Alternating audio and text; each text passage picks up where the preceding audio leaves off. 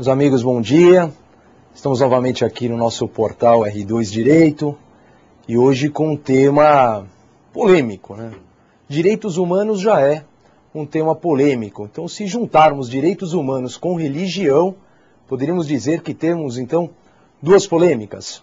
O tema ele é relevante, já que se aproxima a nossa prova do exame de ordem agora, no dia 13 de fevereiro, e de acordo com o provimento 63, a disciplina de direitos humanos ela é agora obrigatória, com até 15% das questões. Então a gente pode ter até 15 questões da disciplina de direitos humanos. E ainda é uma matéria envolvendo então a liberdade religiosa que se concatena com o direito constitucional. E eu vou abordar também um aspecto de direito internacional dos direitos humanos. Então pode ser abordado o tema em 3 disciplinas na sua prova, independente da sua prova de ordem. Nós temos agora N concursos que se aproximam com a temática de direitos humanos. Por exemplo, aqui no estado de São Paulo, nós temos um concurso já autorizado, esperando apenas a publicação do edital, de agente de telecomunicações da Polícia Civil, que cairá a disciplina de direitos humanos. Então, eu quero agradecer a todos que vai aí nos acompanhar com esta temática. Ao término, estará aberta no seu canal próprio a possibilidade de fazer perguntas, onde a nossa equipe aqui, então, selecionará as perguntas. Normalmente são perguntas do país todo, e eu vou tentar respondê-las ao término do nosso bate-papo. A gente seleciona as perguntas, então vou respondê-las. Então, vamos começar um pouquinho sobre a questão de direitos humanos. A gente pode falar que tem um trio polêmico: futebol, política, religião. E são temas, não se discute. Não, se discute muito. Acho que nunca se discutiu tanta política quanto a eleição do nosso deputado federal, Tiririca. Acho que se discute muito política com a lei ficha limpa. Acho que se discute muito futebol, principalmente em ano de Copa do Mundo ou Brasil sede da Copa do Mundo. Até que ponto vamos ou não valorizar a alteração da lei de licitações, o rol, a inversão das suas fases para viabilizar construção de estádio de futebol num país que é considerado um país em desenvolvimento, é um país pobre. Então se discute sim futebol, então discute política, discute futebol. Nem vou avançar muito nessa temática de futebol, porque para lembrar de ontem, Corinthians que só me dá alegria, né? Comecei o dia muito bem ontem, estava triste, perdemos aqui no estado de São Paulo o Dr. Viana, presidente do TJ, mas sempre vem uma alegria à noite, né? Então, o todo-poderoso Corinthians nos deu uma alegria ontem, né? Trazendo aquele aspecto de felicidade. E o aspecto de religião se discute?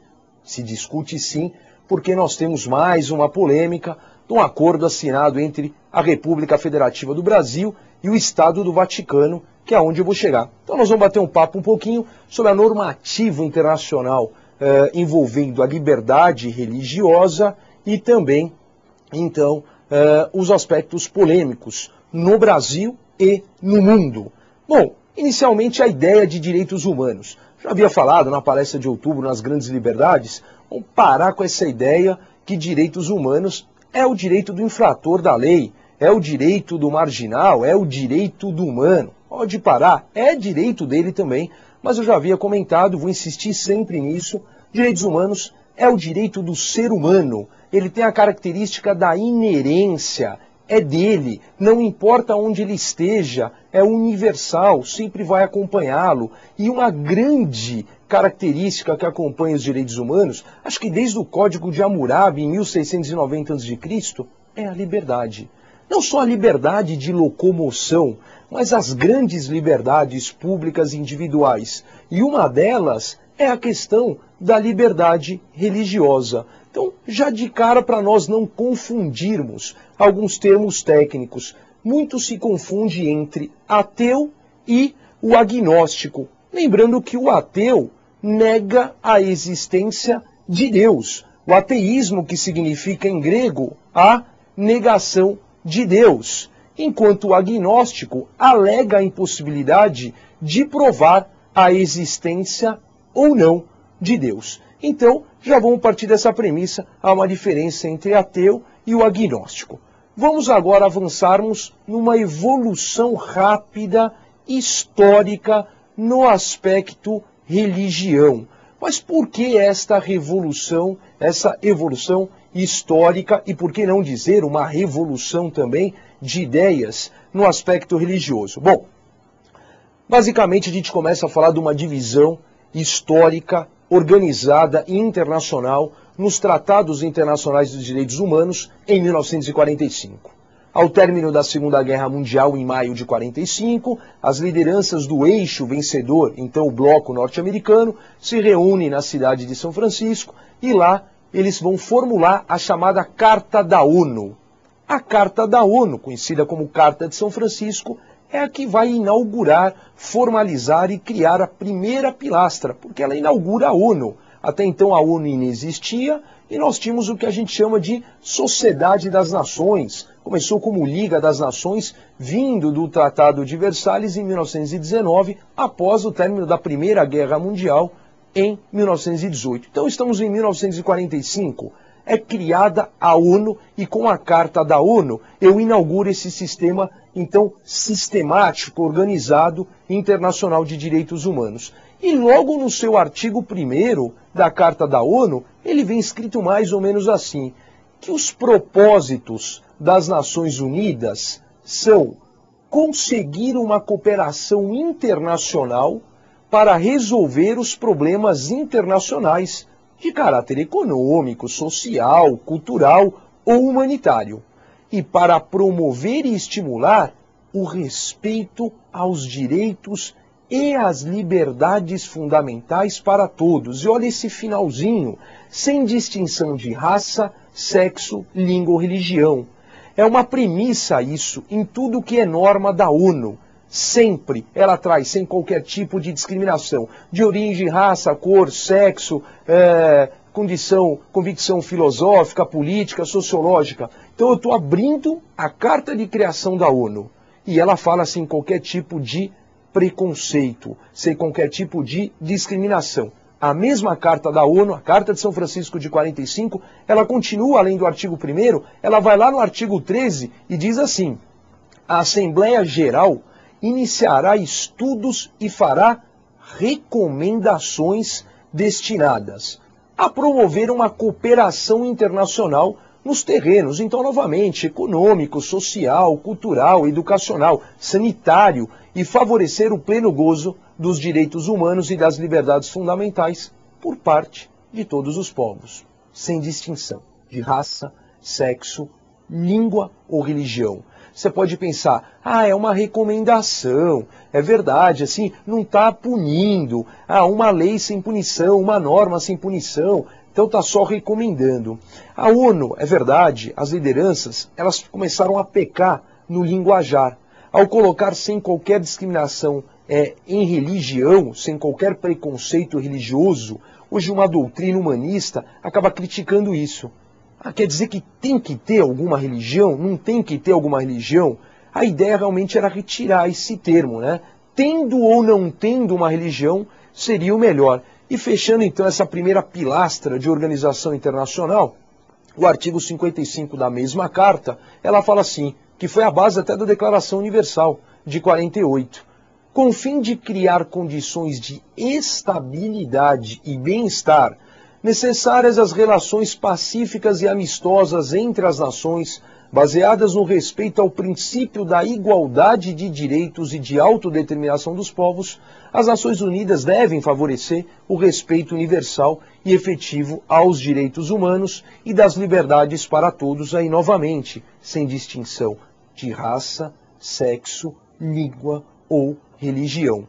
Então, a ONU ela constrói a ideia já sem preconceito, até porque nós víamos de uma Segunda Guerra Mundial, onde não é novidade para ninguém, as barbáries que aconteceram, então, justamente por uma intolerância religiosa. E eu fecho a Carta da ONU, lá no artigo 76, com os objetivos básicos do sistema de tutela, de acordo com os próprios propósitos da Carta da ONU, que é estimular o respeito aos direitos humanos e às liberdades fundamentais para todos, aí novamente, sem qualquer tipo de distinção, incluindo então a religião e favorecer o reconhecimento de interdependência de todos os povos. Então vamos entender.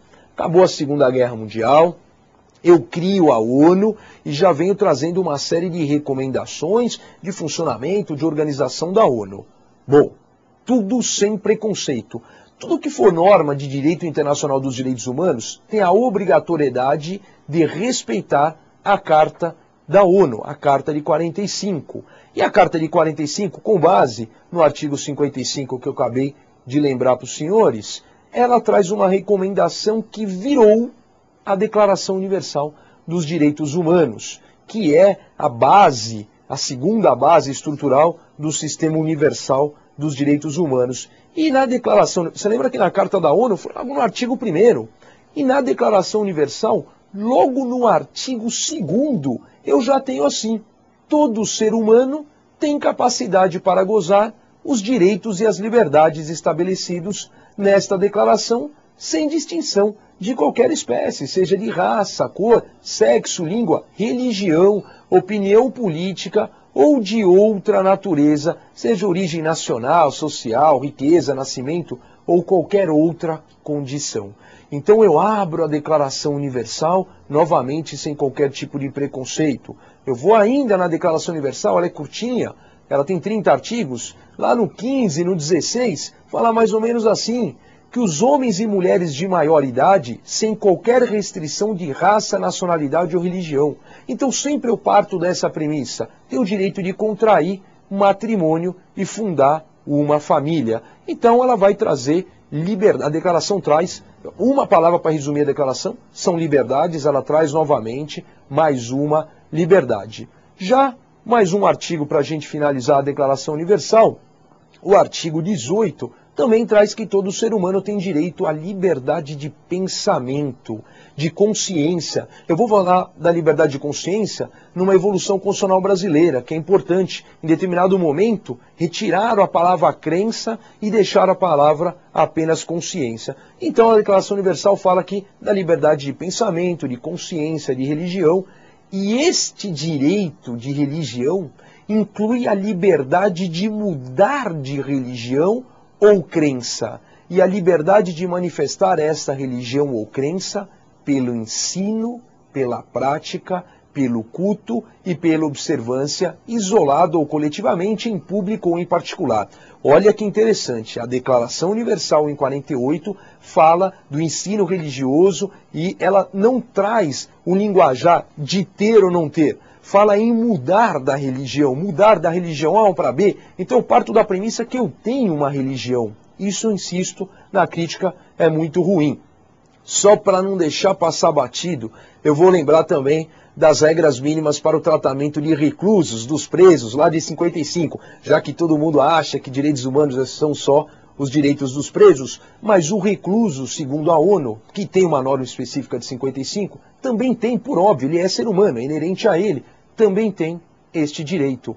Num dos seus artigos iniciais, dessas regras de aplicação geral ao recluso, eles dizem o seguinte: que não pode ter nenhuma discriminação com base em raça, cor, sexo, língua, religião, opinião pública, política, origem nacional, social, meios de fortuna, nascimento, etc. Ou seja, é assegurado até o próprio preso. E há uma questão interessante, há uma norma ainda dentro dessa Convenção de 55 que fala mais ou menos assim, que é necessário respeitar as crenças religiosas e os preceitos morais do grupo a que pertença o recluso. E a norma, ela traz uma questão interessante, estou em 1955, hein? Ela traz uma questão interessante porque ela traz um tema, um artigo especificamente sobre religião. Não há uma divisão em capítulos, mas é um artigo específico nessa norma de 55. Lá pelo artigo 40 a 41, diz mais ou menos assim: que se esse estabelecimento prisional reunir um número suficiente de reclusos da mesma religião, deve ser nomeado ou autorizado um representante qualificado dessa religião. Se o número de reclusos justificar e as circunstâncias, então, ali no local permitirem, deve ser encontrada uma solução permanente para esse tipo de reunião.